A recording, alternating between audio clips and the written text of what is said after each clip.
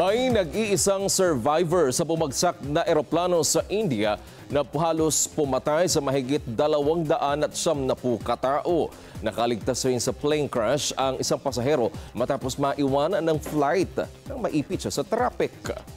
Vin Pascua, magbabalita. Nasa 290 katao ang patay sa pagbagsak ng isang eroplano ng Air India na patungong London.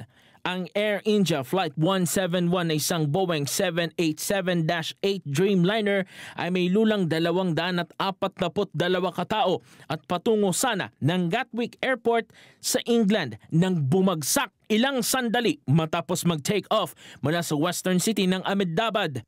Sakay ng eroplano ang 169 na Indian nationals, 53 Briton, 7 Portuguese at 1 Canadian passenger, 2 piloto at 10 cabin crew. Habang ang ibang namatay ay tinamaan ng debris at mula sa lugar na pinagbagsakan ng eroplano.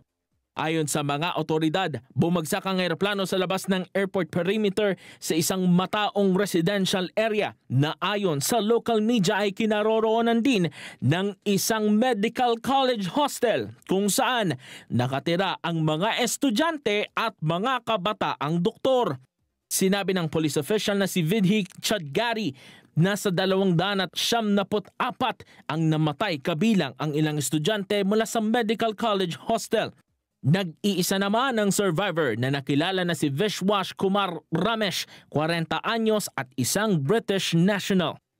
Ayon kay Ramesh, nakarinig siya ng malakas na tunog ilang sandali bago nangyari ang plane crash at hindi niya alam kung paano siya nakalabas ng eroplano. Isa ring babae na pasahero sana ng Air India flight ang nakaligtas sa plane crash. Sa report ng Republic TV sa Mumbai, nahuli ng 10 minuto si Bhumi Chauhan na naipit naman sa traffic. Then Pascua para sa mata ng Agila, Batatag, Batapang, Batapat.